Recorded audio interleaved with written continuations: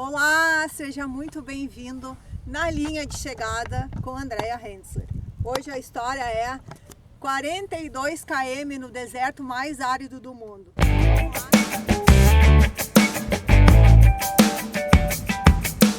Deserto do Atacama, Chile, chove muito pouco. Temperatura de 0 grau a 40, que tal? Então, como surgiu a ideia de correr no deserto do Atacama? Quem sabe fazer férias? Eu adoro viajar, seria uma grande oportunidade de conhecer lugar lindo, inóspito, diferente. E aí, conversando com uma aluna da academia, ela disse: Andrea, tô querendo viajar, a gente gosta de correr, tu viu, tem uma corrida aqui, tem 5 km, 21 e 42, o que tu acha da gente ir lá correr e passear? Eu estou contigo, vamos organizar isso, tu me ajuda? Tu sabe o que acontece quando a gente junta 3 palavrinhas? Conhecimento, habilidade e atitude. Essa é a história do deserto do Atacama. Tá, André, mas tu não tem medo de correr lá no deserto, faz 0 graus, 40, qual é o medo? Então, uma das coisas que me preocupou muito, né, depois que a gente começou a organizar a logística da prova, era a questão de que eu sabia que o Atacama é altitude. Eu moro numa cidade, em Igrejinha, uma cidade que está a 20 metros da altura do mar. Eu teria que correr onde existe um ar mais rarefeito. Bom, altitude.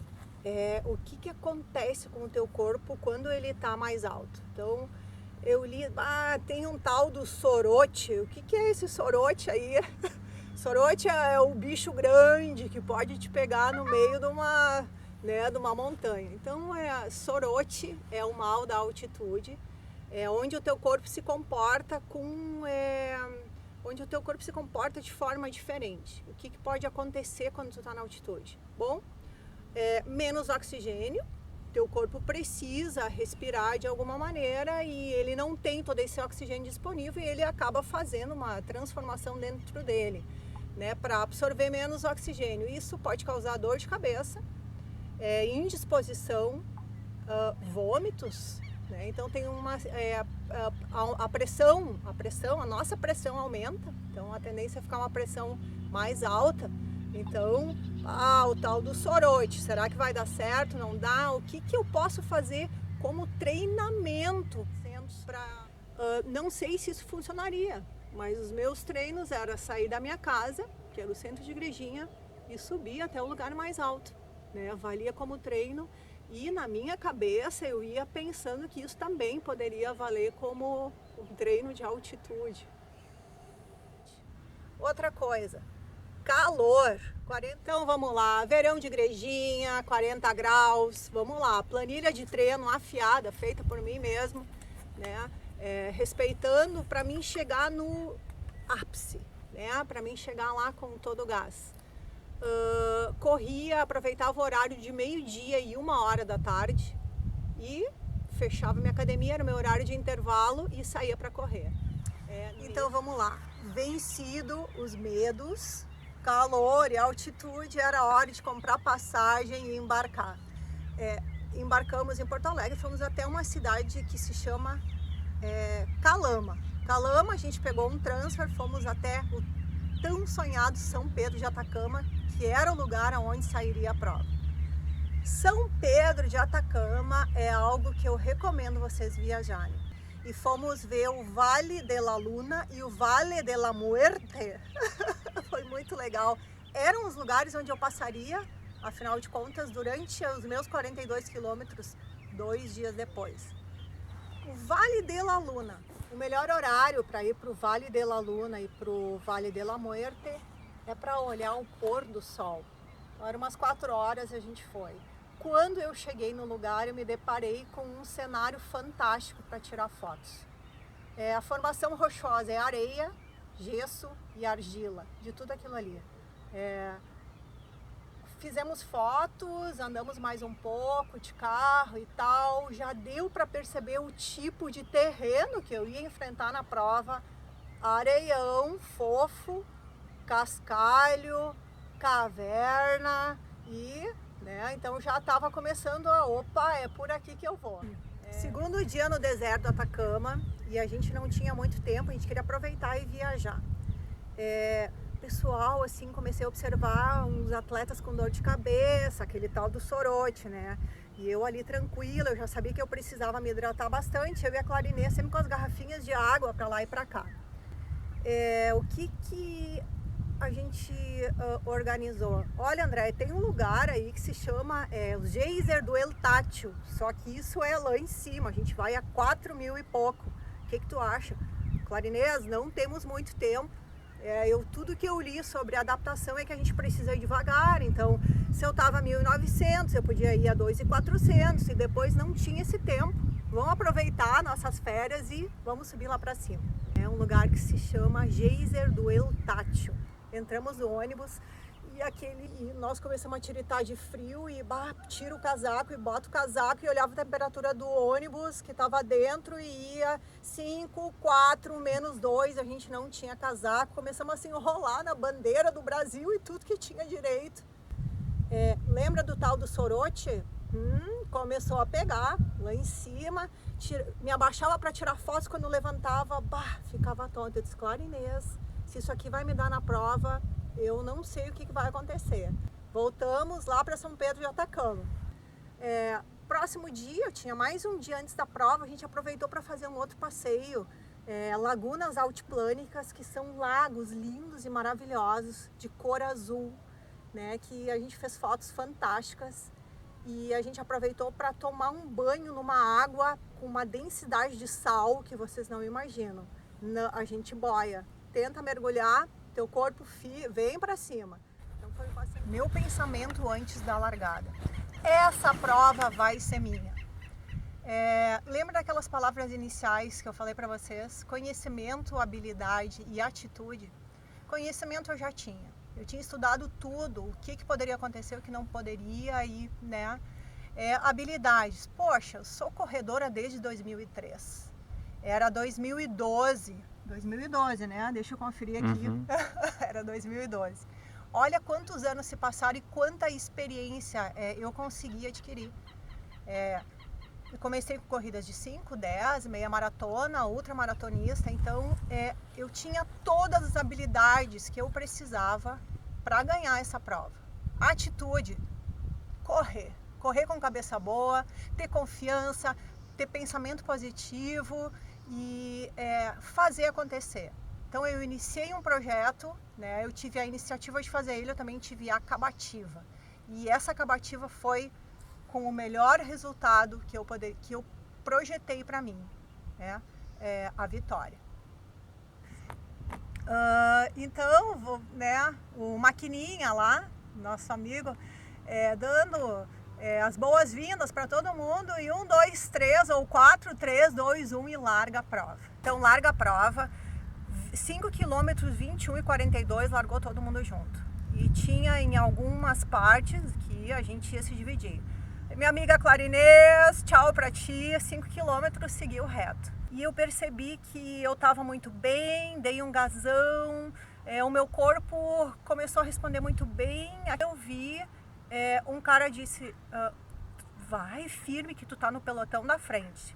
E aí chegou, então a primeira parte da prova entrava no Vale de la Luna, começou areia, começou terra, começou a ficar mais difícil, né? Então sempre fui me hidratando e fui correndo e fui indo. Depois eu passei pelo Vale de la Muerte, onde tinha inclusive uma caverna que estava sinalizada, onde eu tive que me arrastar pelo chão. Tinha uma parte que entrava numa parte de caverna e aí chegava na prova, estava bem sinalizado, né? E a organização já tinha dito que a gente passaria por esse lugar. Beleza, fui. Quando eu cheguei depois desse lugar, eu penso, o cara disse, acho que tu é a primeira mulher da prova. Eu disse, não, isso aí tem um monte de gente na minha frente. Mas tem 21 e 42, ainda não dividiu. Legal.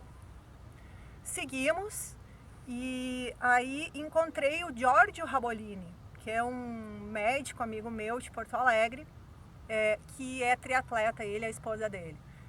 O Giorgio passou por mim e disse, era um bate-volta, e até Andréa, vai, tu é a primeira mulher da prova. Eu disse, Giorgio, não sei, pensei, agora eu vou contar. comecei a correr no bate-volta, cheguei lá embaixo e vinha e não encontrava nenhuma mulher e não tinha mesmo. Eu era a primeira da prova.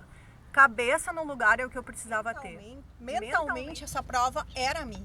Eu já tinha organizado e não ia ser diferente. Mas eu não podia me empolgar, eu precisava me organizar com as comidas, os carboidratos na hora certa, a bebida. Eu tinha que dar uma olhada na frequência cardíaca.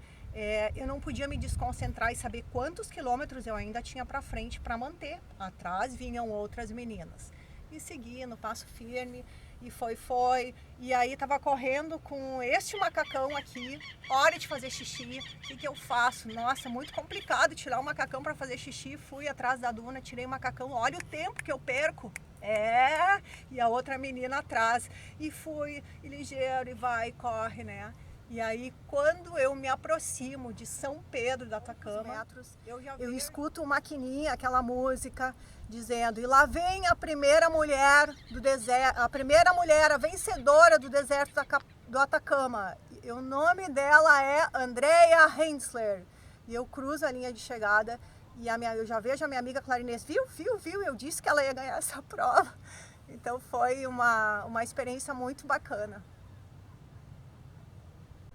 E então eu passo o chip tinha arrebentado do meu tênis, eu me abaixo, passo o chip e eu sou realmente a primeira mulher a ganhar a maratona do deserto mais árido do mundo. Ela mesma. Aí chega um monte de gente, quem tu é, de onde tu é? ESPN veio, né, fazer entrevista, querendo saber da onde eu era, como eu vim e como eu tinha feito. E eu fiz um tempo muito bom nessa prova. Não tinha entendido direito ainda o que isso poderia representar.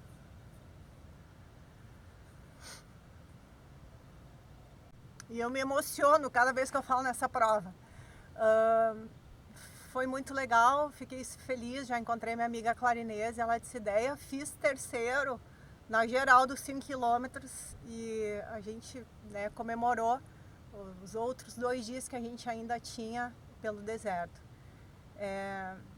Essa prova foi muito bacana na minha vida porque ela me projetou como internacionalmente. Então, eu deixei de ser aquela corredora de aventura do Brasil, né, e nunca tinha ganho uma maratona. Saio para fora do meu país, num terreno árido, num terreno inóspito, que venço essa prova. Então foi muito legal, me abriu a oportunidade de fazer algum material em revistas importantes aqui no Brasil, como a revista O2, que é uma revista específica de corrida.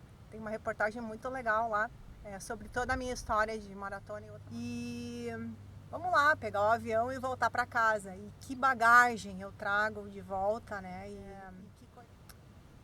Quando a gente faz um projeto, quando a gente quando a gente inicia um projeto, muitas vezes a gente quer alcançar ele muito rapidamente. E por isso que muitas vezes a gente não consegue terminar um projeto que a gente tem.